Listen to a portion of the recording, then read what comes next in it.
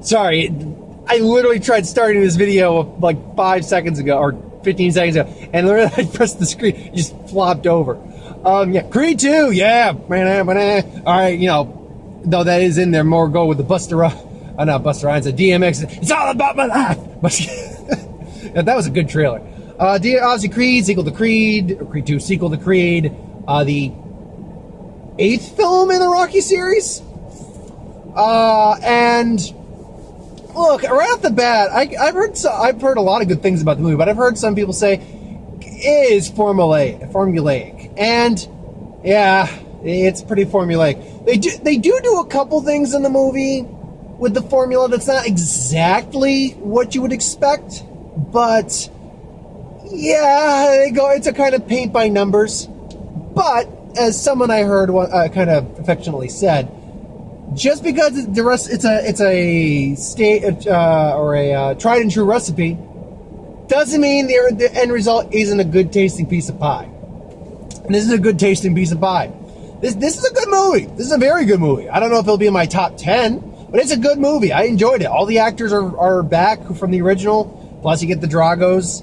I mean, you get Adonis is back, Justin Thompson's back, Stallone's back. They're all great. Dolph Lundgren as Ivan. We actually open the movie on the Dragos, and we see where they are in their life. The movie is very heavily focused on the Dragos struggle as well. Basically, I mean, it is a little hinted in the trailer, but especially after Rocky beat Drago, their family fell from grace. His wife left him. Hell, I didn't stay to check if that was Bridget Nielsen. I don't think it was, but let's say it was. For 6 years. Now, his wife, I thought she died, but that's why he explains, like, that's why she left us.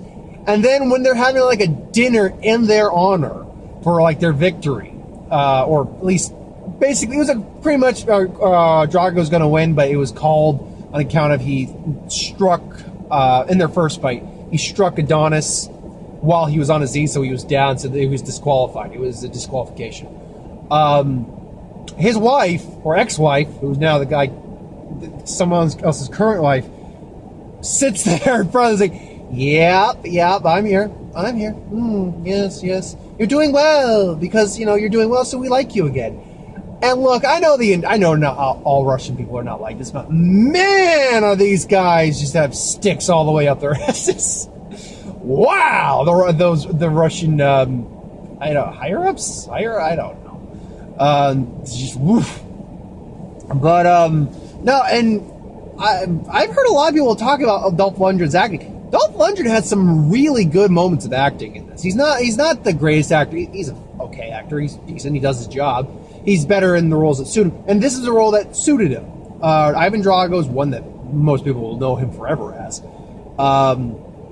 And he made use of that. They gave them a good story from a broken household now trying to reclaim fame. And then Adonis's storyline is intertwined with that. Obviously, Drago killed his dad in the ring. But it's about him trying to live up to the legacy of the man and then making his own legacy.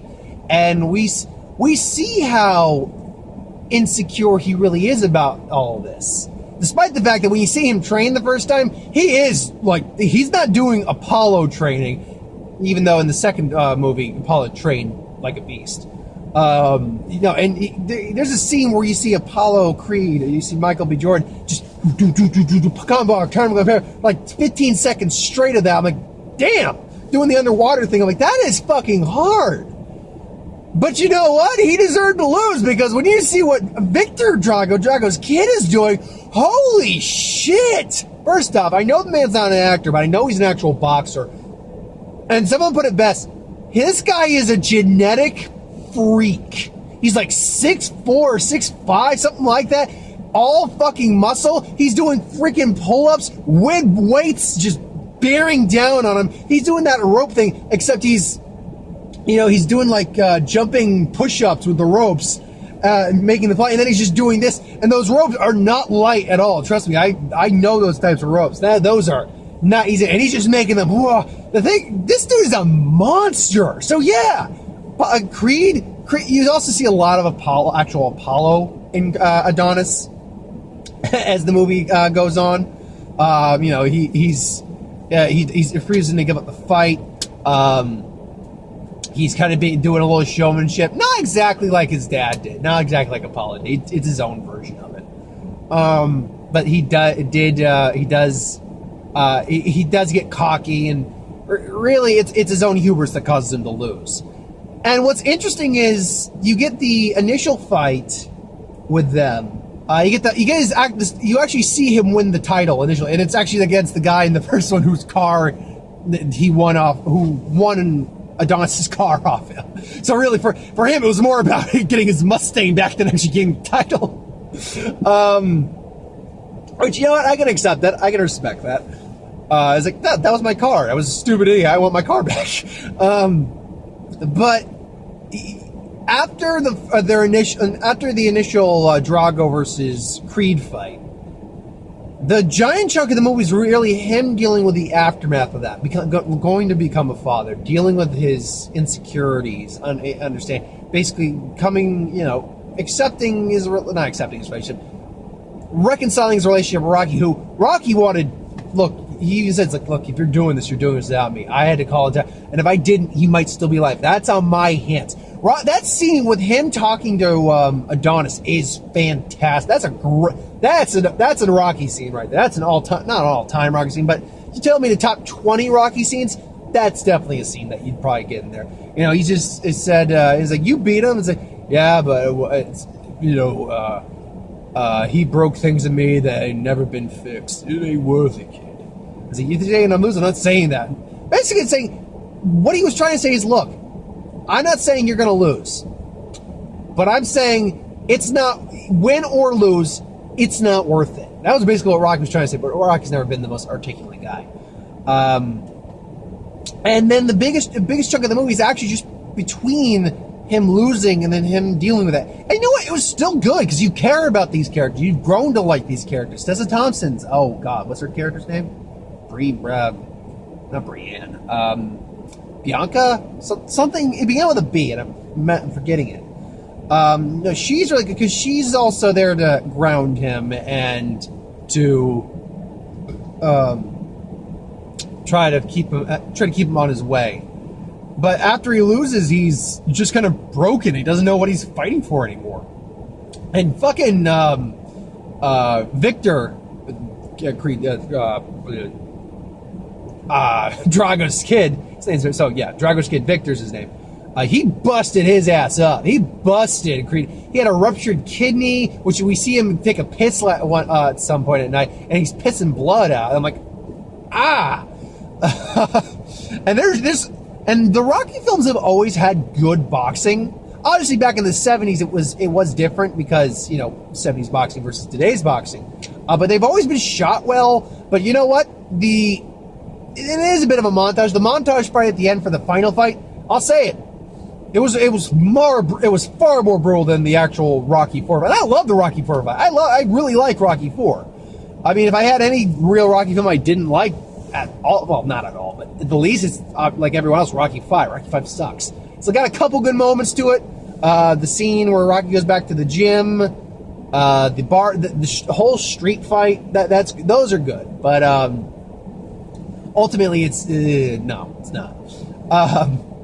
But yeah, no, the brutality is because it's shot more like modern boxing. It looks more just because of the way it's cleaned up. Because despite how much I enjoy those films, they do look like they are of the era. Those Rocky films, they do look like that. Whereas Balboa, Creed, and Creed 2, they are all shot in a more modern style. Therefore, they look crisper. You see it looks almost like you're watching a real boxing match. So when you see the hits land and you see the pain these guys are going through, especially when he cracks his ribs, I'm like, oh. And then there was the shot near the end where Creed actually knocks Victor down for the first time. It was basically like a left hook or a right hook he didn't see freaking coming. His neck just snaps and he drops. Just damn. And then he gets back up. See, what's really cool about this movie is you see the parallels between both these guys. Both these guys want it. It's not just about it's about something beyond that. And Victor actually is a bit, akin to Rocky is that he also was not going down. Unlike Drago, when Rocky just kind of floored him finally, he couldn't go down and he wouldn't get back up. No, Victor keeps getting back up just like Adonis is. And it's brutal, man. These guys are just dishing it out. Adonis has got to protect his side because he broke the ribs again. It's brutal shit. It's great. Boxing is one of those sports. Kind of like, because basketball, I'm not a basketball, I don't watch basketball. But when I saw Uncle Drew, I'm like, you know what, I gotta give credit. Watching it, I don't watch it to watch the sport, but watching it on the big screen, no, it's a good, fun thing to watch. Boxing, I'm a bit more into combat sports than other sports. In boxing, yeah, boxing is one of those things that just kind of translates well as a as a sport to the big screen. Just translates well for some reason. Maybe it's the flow of combat. Maybe it's the subject matter involved with that. Who knows? And then the training montage in the desert, that was pretty good. They blended the original Rocky score in there a couple times, not just in the training montage, but throughout the movie. And they modernized it and they added their own jewel twist. It was good. I very much liked it. Now, again, formulaic. Definitely. Not a bad thing, because it works for this film. This film executed the formula well. However, I will definitely say there's formulaic and then there's kind of ripping off. Well, let's be clear. Ripping off is not the right word. It's taking from other Rocky movies. And I'm not joking. Obviously, we got Rocky 4, obviously. Now, it's just more, think of it more like a continuation of Rocky 4, but yes, Rocky 4. But also you have a little bit of, the beginning of the film is a little bit of Rocky 2 with him actually winning the title. You have definitely a bit of Rocky 3 in there where he got a little full of himself. He lost his edge, basically. That's basically it. So then he has to go train to reinvent himself. Now, what they didn't do, though, is have him lose the initial fight. That is one thing they didn't do. They instead have it where he was going to lose, though. He was about to lose. But Victor got too overzealous and struck him while he was on his knees, which was officially him on the floor and down. So it disqualified Victor, and Creed would retain the title. But still, that's a bit of Rocky 3 right there. Or there's a lot of Rocky 3 where he loses, then retrains, and then comes back in. And initially, that initial round, the first round of the second fight between them, the final fight, yeah, there was very much where, oh, yeah, he's just dodging, weave, punch. There was very much that when Stallone came out and started beating just do, Clubber Lang, just do, just doing that repeatedly. So there was a lot of that there. Honestly, yeah, besides Rocky 5, they pretty much took a little bit of every of the other Rocky films. They did. Because they already pretty much did a rehash of Rocky 5 and 1 in the first Creed. A little bit. Obviously, it's changed up a bit. But then they basically just kind of melded all the other ones in together to make their own unique plot point. So, and obviously, he has a kid with his girlfriend, fiance. So there's that as well. But I mean, yeah. There's that, but that's not a bad thing. So people hear formula, they hear cliche, they hear taking from other movies, and they immediately always attribute that to a bad thing. Like, this movie can't do something original on its own. Sometimes a movie doesn't need to do all its shit originally. That sentence was a bit hacked. Sometimes a movie doesn't have to have all of its product original. Some of it can be original, and some of it can work, but some of it can just be formulaic or taken from other films. But that can work too. I like the movie Avatar. I don't love it, but I like it. But that movie is clearly ripped off from God Knows How to Dances with Wolves, Pocahontas, Fern Gully, for God's sake. Any environmental film, any movie where they go and try to relocate the natives. So yeah, that's the highest grossing film of all goddamn time. So yeah, it's not. I don't think it's fair to judge the movie on that regard. Now, is it perfect?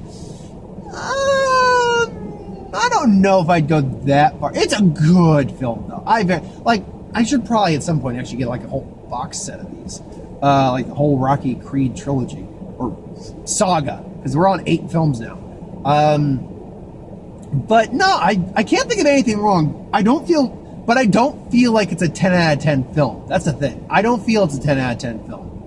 I feel comfortable at an 8. I feel at 8.5. I won't go full 9. I don't know what it is. Maybe thinking on it, I would figure it out more, but I would definitely go 8.5. But you know what? And I think part of that, now that I'm thinking on it, I think it's because some of this, like at one point he goes back to train, when Rocky refuses to train with him, he goes to an old gym where Duke, remember, Duke was Apollo's trainer. Duke's passed away at this point in the movie. I think the actor might be dead too, I can't remember, but he's passed away. So his son now runs the gym. So he goes to him, and yeah, I'm like, that's, all right, that makes sense. But there are lines of dialogue where I'm like, I can't pick out anything particularly at the moment. But there are lines of dialogue, there are scenes that I'm like, you might have been able to do without that and shorten it. Because the movie is 7:10, about 10 minutes worth of trailers, minimum. Because we had 8 trailers. Wow, they've upped their trailers. We've had 8 trailers, or 10 minutes, so I don't know, that 20, and I got out at 9:35. So this movie's about 2 hours and 15 minutes. You probably could have shaved it. I don't know where you would have done it. Like, right off the top of my head, I don't know where you would have done it. But, see, maybe you could have shaved down some of his, like, self-moping scenes. Maybe you could have done that. I don't know, maybe you could have. I'm not an editor, obviously. I'm not a guy who makes films. I don't think I'd ever could be. That's the thing. At one point, I did want to be an actor, but I forgo that dream a while ago. I like entertaining, so that's why I do this, and it's a better outlet, I think, for me for acting. But if I were an actor, a lot of actors are like, oh, my dream is to direct. I would never want to direct a movie. I don't feel confident I have that level of control or creativity over something. But who knows? Maybe I'm being down on myself. Possible. Trailers. A lot of it's the same stuff we got, but we got a couple new ones. Well, first off, we got the newest trailer for Aquaman. It's like the final trailer. And look, I think I've said all I need to say on Aquaman. I'm going to be down. I'm good to go. Aquaman, going to be there. Captain Marvel. I heard a great reason why I think a lot of people are just kind of meh about the Captain Marvel trailer. It's just, after Infinity War and that ending, we're now just waiting for Avengers 4. It's like Captain Marvel's kind of lost in the fray here. So we're not really focusing on the next Marvel. We're focusing on the next Avengers movie. And I think, you know what, it got lost in the fray a bit. Or it's getting lost in the fray. Now, when the next trailer comes out, probably going to be completely different. Probably say, nope, we're all good for Captain Marvel. Because that first Captain Marvel trailer was just an intro trailer, really. It's just giving us a hint of things. It wasn't amazing, but it was okay. It was fine. Glass, I'm down for that, obviously. I loved Split. I've actually never watched in its entirety Unbreakable, but Split, Unbreakable, and so yeah, I'm looking forward to it. Now, I've seen this trailer before online, but Intruder, it's got, oh god, I don't remember the 2 actors' names. The one, honestly, it's weird to say, but the actress from Cousin Skeeter, that's where I remember her from. That's where I remember her. She's there. I know the actor who plays her husband, and Dennis Quaid. They basically buy this house from this man who's like great-great-grandfather had built it, and he had lived there all his life. And he's not well because his wife died. It's implied maybe he killed her. It's also, he can't let go of the past. He lost everything. And then this couple moves in, he sees a beautiful woman, and it's like, you lost everything. And yeah, it's like, wouldn't you try to take it back and seize that opportunity? And let me tell you right now, Dennis Quaid it's called The Intruder. Dennis Quaid, when he wants to turn creeper on, holy shit, is he a creeper? Fuck. He's just got this crazed look in his eyes. Just Jesus. Don't go to any preschools. Dark Phoenix. It feels weird now getting this trailer because they bumped this all the way, I think, to June, which says they have confidence, because it's summer movie season. But they bumped it to June, so I don't know. I mean, the trailer's out now, and I could watch it online if I want. And I like the trailer. I like that. This is the end, my dearest friend. And I like the music playing. Big fan of that line Magneto says, like, You always saw sorry Charles, and it was a speech, but nobody cares. So yeah. Oh crap! Cold Pursuit, new Liam Neeson action movie where he's an Alaskan road basically shovels the roads in Alaska so people can get in and out, and his son gets killed by drug dealers. So he's like, "Yeah, we're gonna do that." It's like, "Yeah, I'm gonna kill them." Yeah, so that's good. What the hell was this one? Right, Fighting with My Family. Yeah, that looks like a cute guy. Basically, it's a family of wrestling fans, and then two of them get a chance to be in WWE and they meet The Rock and stuff like that, and only one of them gets to be there. And Nick Frost is the dad. It looks fine. I think it looks cute. And then Vice. Look, that comes out Christmas. Not a lot is actually coming out this Christmas. Look, I'm down. That looks like it might be another just Oscar award contender for, or nomination at least, for Christian Bale. Hell, that entire cast looks fantastic. Amy Adams as his wife. Obviously, Christian Bale as Dick Cheney. Sam Rockwell as George W. Bush. Steve Carell as Donald Rumsfeld. It just looks like a fantastic cast. And you know what? Speaking of Steve Carell, this I think is going to be Steve Carell. I don't recall Steve Carell being in a lot this year up until recently. Now he's got that beautiful boy, Welcome to Marwood, in Vice. Look, solid argument he could get another Oscar nomination this year. He's an Oscar-nominated actor. Steve Carell, when he wants to go Steve Carell is one of those guys who has transitioned so well from comedy to drama. And he can still do comedy great. But, yeah, he can do just about anything. Yeah, I mean, it's amazing what Steve Carell can do when he really wants to do it. He's fantastic. I really like Steve Carell. So, yeah, I overall really... Now, I'll end it on this. Did I like it more than the first Creed? I haven't really seen the first Creed in a good while.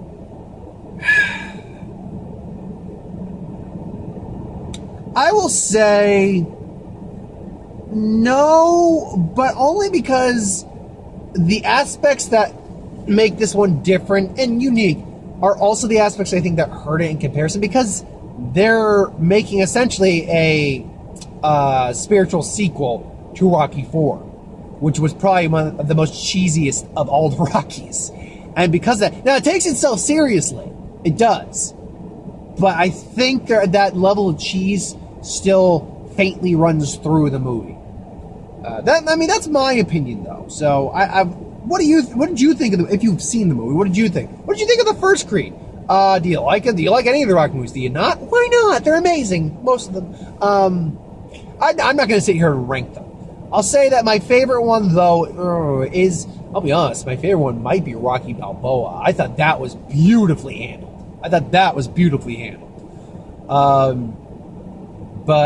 And I mean, the original Rocky and Rocky 2, those are classics. I love the Rocky. I do like Rocky 3, though it does get goofy there. But it's got one of the best endings in any Rocky film. It's like, you're going to ring the bell, ding, ding, and then, it's the great ending. Probably one of the best endings in a Rocky movie. And I like anyone, I love the just cheese factor of Rocky 4. Rocky 5, like I said, there's parts I like about it. Again, that scene where he goes to the old gym and reminisces about Mickey, and then the street fight and everything like that. That's good. That's fine. The rest of the movie, just no. I really, like I said, Rocky Balboa actually might be my favorite, arguably. And then Creed's great, and then this is good. This is very good. So, yeah, that's my thoughts on that. I don't know. When I do my end of the year list, maybe this will make it into the top 10. Who knows? We'll find out. I really got to run down the movies I've seen this year so far, because I got a lot of end of the year videos coming. Until then, though, thanks for watching. I hope you enjoyed. Like, comment, share, subscribe. As always, you want us to review something, put in the comments below. Let us know. We'll do a review at some point. Ideas for who would win, Star Wars, Super Magic, what if, anything I do on the channel, put that in the comments below. Let me know. I'll get to it at some point. Remember, it's still the week of what if, so I still got what ifs to be doing. There will be a who would win tomorrow as well. But that's about it for tomorrow. And obviously, who would win throughout Saturday and Sunday, plus the box office. Box office is going to be interesting due to the holiday, so keep your eyes up for that. Till then, though, thanks for watching. Hope you enjoyed, and I will see you next time. Have a good night.